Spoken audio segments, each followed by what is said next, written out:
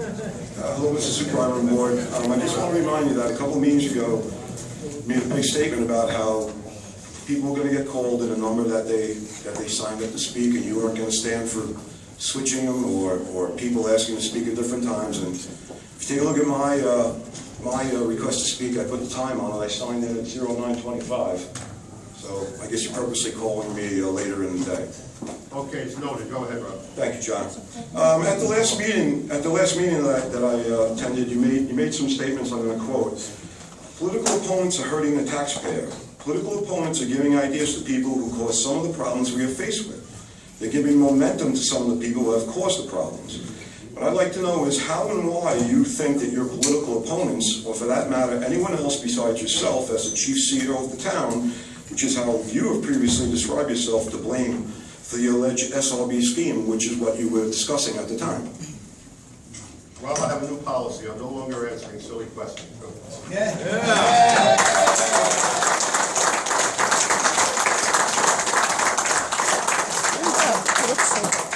Mr. Supervisor, I brought the documents that revealed the irregularities with the SRB contracts to your attention on July 21st at a town meeting. Could you tell me, did you notify anybody after that meeting about the possible crimes that were revealed when I brought you those documents? Rob, as I said before, I have a new policy. I'm not answering silly questions. Okay. You seemed surprised on July 21st when I provided you with those documents. You didn't even bother to ask me where I got them from that day. Are you saying that you had no knowledge of any of this questionable behavior that was happening with SRB prior to July 21st? No, I'm not saying that. I'm saying I'm not answering silly questions anymore. You get the hint? You silly goose. I'm sorry, brother. You've already corrected me a number of times for speaking out. Are you going to allow this to happen under your watch? Continue, Robert. Okay. I'll take that as a yes. You're going to allow it to happen? Or is that a silly question? Continue. Okay. You haven't even thanked me for bringing any of this SRB stuff to your attention. I mean, if I didn't bring it up to you, it'd still be going on, right? Nothing to say about that, John? Okay, you make it seem like I'm the one that's done something wrong when I come up here with the hostility I'm treated with. You know what? I never ever said anything even remotely resembled. I didn't say you did. I said you make it seem. You infer. Mr. Supervisor, I hope you don't consider this stupid. If any town officials are eventually convicted of the crimes that may or may not have been committed in relation to the SRB schemes, will the town pursue recompense to recover the damages that we're paying now in these lawsuits to protect ourselves in this alleged scheme? In other words, you're talking about the indictment, which I read a number of times. Although there are some co-conspirators named, and judging by the indictment, I'll assume, and I might be wrong, that Frederick May, former town attorney, is co-conspirator number 3. I mean, in the indictment it says that he arranged meetings for other town officials with the SRB bank officials. So I'm just curious, if it turns out down the road, and I hope that the town doesn't owe anything, and I hope that you are just ignorant of all this, and you just dropped the ball, you weren't involved. But if anybody is eventually convicted, I mean, we're already $750,000 or whatever into an attorney. Are we going to try to get that money back from these people if they're convicted? Robert, I'm not going to answer hypothetical questions suggesting that people in the town are guilty. It's very really hard to understand what you're talking about. It looks like you're coming apart at the seams to tell you that you seem to be so unhappy, and you're rooting so hard for the town to fail. But I'm beginning to think that you're very disappointed. But I don't want to project my opinions on you. John, I have to explain something to you. Let me finish. I'm just not going to entertain any more of this silliness. Come on, move on. All right, so let me explain something to you. I'm surely not hoping for the town to fail. I love the town. I live here. I grew up in Freeport, man. I'd rather be in Oyster Bay.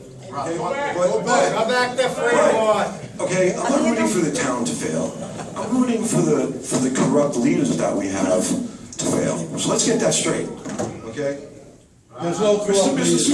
Supervisor, have you been contacted by the FBI in relation to this thing? I told you I'm not going to be cross-examined by you, and I'll answer silly questions. Oh, okay. So you just consider all these questions silly? Yes. Okay. So I'll just move on to my concerns then. Is that okay? But you're very quick. You're running out of time. Oh, that's the usual. I'm running out of Make time. it quick. You're running Okay, out of John. I just want to tell you that I'm concerned that over the last 7 months of attending town meetings, I've documented on video, in my opinion. Oh, excuse me. I'm sorry. I do have one question. I and this is a question for all ears.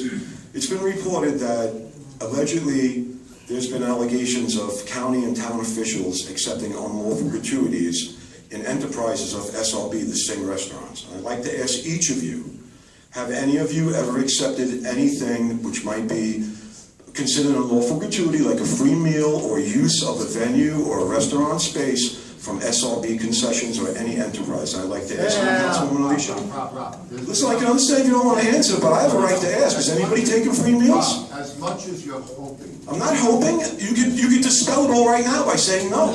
Let me finish the question. Let me finish the answer. You're going to let me finish my question? In spite of how hard you're rooting for a certain answer, there's been nothing written anywhere that anybody in this board did anything wrongful or unlawful or accepted any gratuities or did anything of the sort. And the board is not going to be cross-examined by you.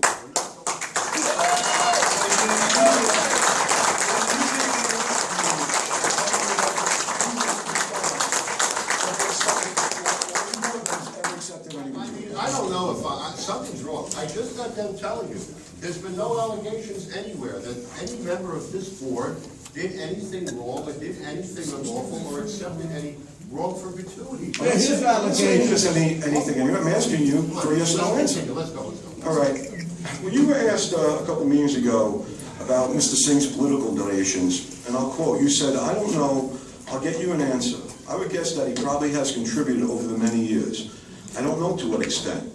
Everyone would have to look at their own personal records. I don't have mine with me right now." I don't have the. That's great.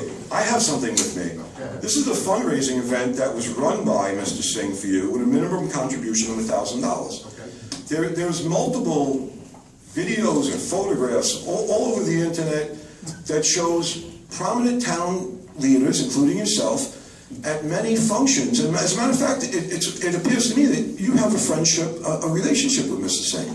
Don't you think it's unethical to enter into business when you're representing residents of the town, you're responsible for these contracts, and you're friends with the guy? There's no ethical implication there? I don't think there's anything unethical in the relationship that I or anybody has on this board with Mr. Singh. Continue. Okay, thank you. So, as I was saying earlier, I'm concerned that over the last 7 months of attending town meetings, I've documented on video, in my opinion, each town official, each individual town board member's willingness to turn a blind eye to every incident of misconduct I've substantiated and brought to your attention. You're the only unanimous group of people I've encountered to deny every incident I've informed you of. I'm concerned that you don't have the resolve and the fortitude to think for yourselves. I'm extremely concerned that during these last 7 months of attending video recording the town meetings, I've repeatedly documented the town supervisor reversing or changing his answers from meeting to meeting, purposely giving misinformation within answers to questions, at times, in my opinion, outright lying in answers.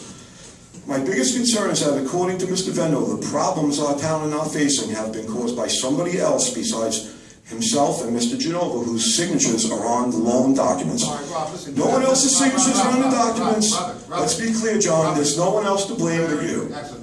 Thank you. Let me just, you have nothing. No, I'm sorry, no, I don't have any time now, I don't want to listen. Whoa, whoa, whoa. You're probably